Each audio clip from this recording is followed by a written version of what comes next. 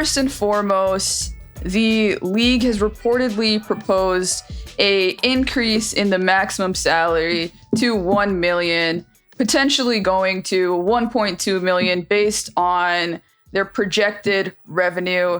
And that means we got revenue sharing.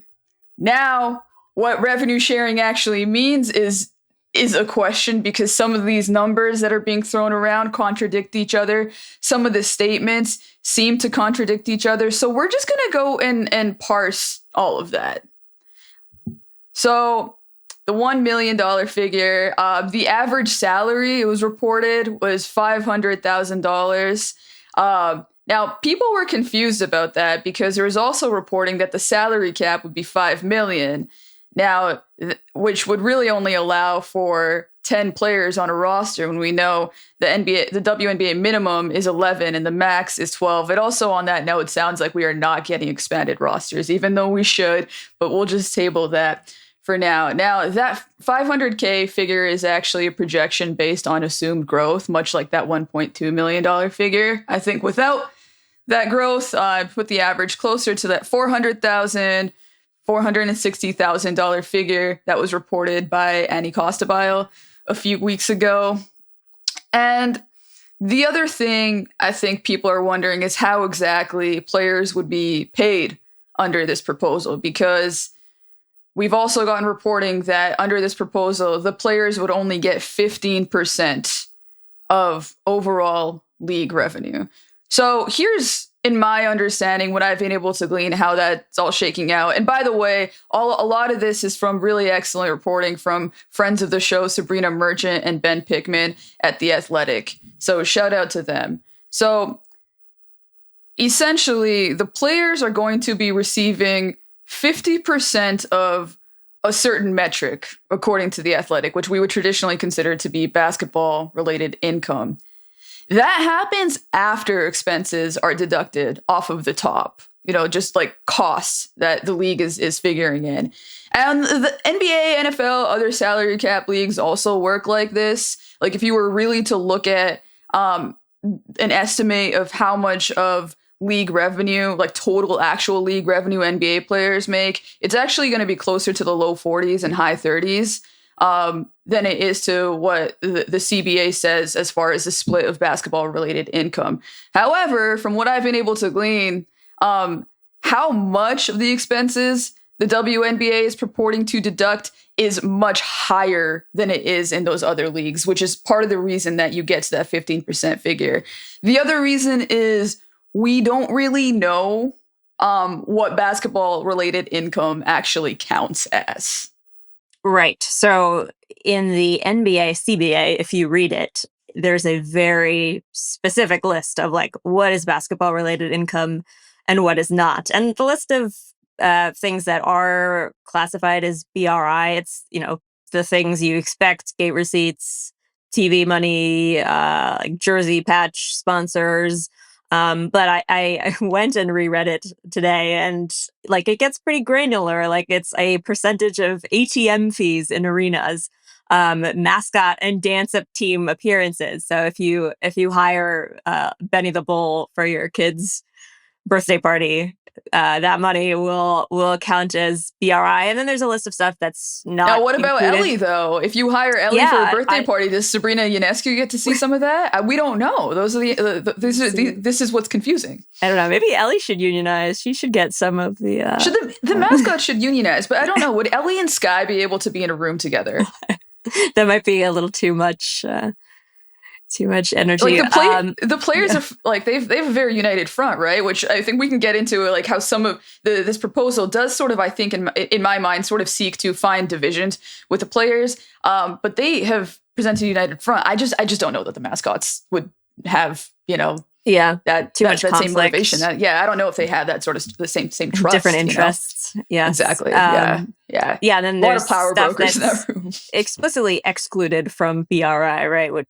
Expansion fees would not be BRI, which you can see why, because it's like a big lump sum payment and not something that's like projectable year to year. Fines are not BRI, so Draymond Green is not a revenue stream. Yeah, he's not creating. Yeah. No, he's not. He's not creating. He's not value, a job creator. Sadly. Okay.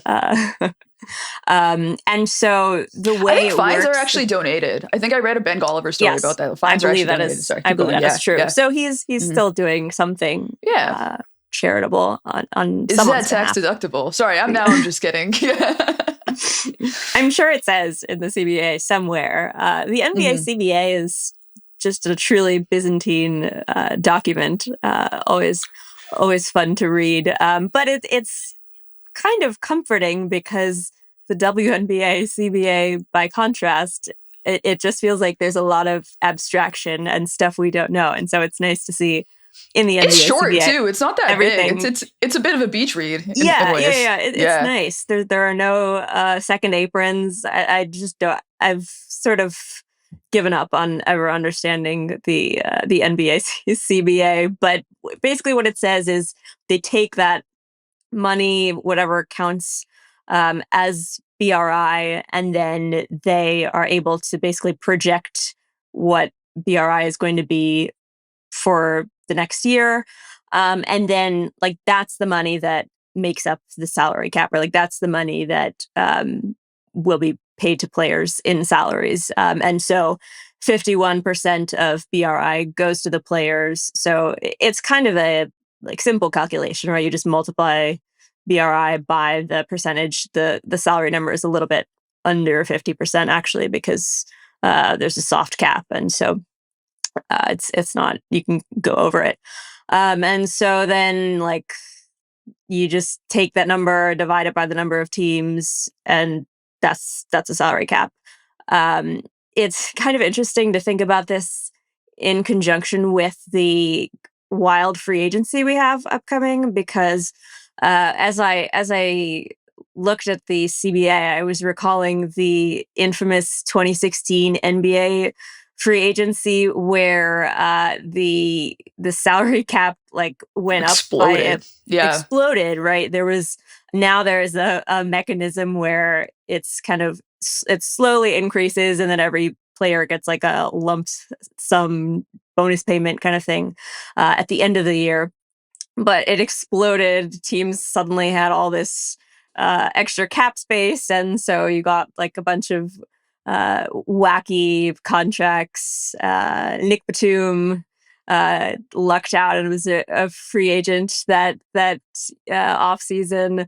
It basically like enabled the Warriors dynasty because suddenly all those contenders had so much cap room, and so the on-court implications of this are interesting. Is that the Tyler Johnson year? That was the Tyler Johnson year. Yes, yeah. There's some real doozies if you just if you look up those contracts.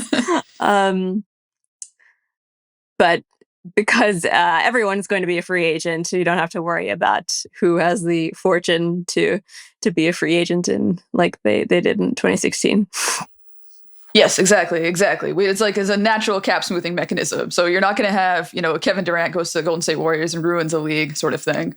Right. My opinion. And so the number, like we've heard Kelsey Plum say that the WNBA players make 9% and the men get 50%. I think she's referring to 9% of total league revenue, not BRI. But that number she's citing, she's frustrated, and I think all the players are all frustrated that it's basically just a sort of arbitrary number. Like there's nothing in the CBA that says 9% of revenue will go to player salaries. It's just that they've come up with some arbitrary fixed income, and then that's being paid as salaries. And so this proposal gets them a little bit closer to like WNBA salaries are actually tied to the health and growth of the business. Well, that 9% also consistently went down as league revenues went up. I would actually... So I was thinking about this with just based on what the league is proposing, right? $5 million salary cap times 15 teams equals $75 million as your salary cap. Now, if that is 15%, or actually from what I've heard, less than 14% of total league revenue, that means that league revenue was over $500 million, right? Now, based on what the current salary cap structure is, where I think, the salary cap is around like $19 million. Let me just quickly do this for just really quickly do some napkin math for 13 teams. You were looking at maybe 5%, like league revenue. Like they probably got 5% of league revenue last year or this year, right? If we're to believe that $500 million number is like where the league is kind of like coming up with its like cap projections from. And that is then, you're also assuming some growth later down the line, which is where the issue still is, right? So we're hearing, yes, like there is revenue sharing in this proposal, but because of the areas in which that revenue is coming from, and where the projected rate of the league's growth is coming from, even though salaries would be projected to increase with the revenue, the rate at which they would increase would be lower than the projected rate of the league's growth. So that's still, I think, like the money is still a hang up in and of itself, right? Like I think the players would like their salaries to be higher than that $1 million figure, and they would have to be to sort of get to a closer, like a higher than 15%. But they also want the league's revenue to actually be close, like more closely tied to their salaries than they would be in this proposal.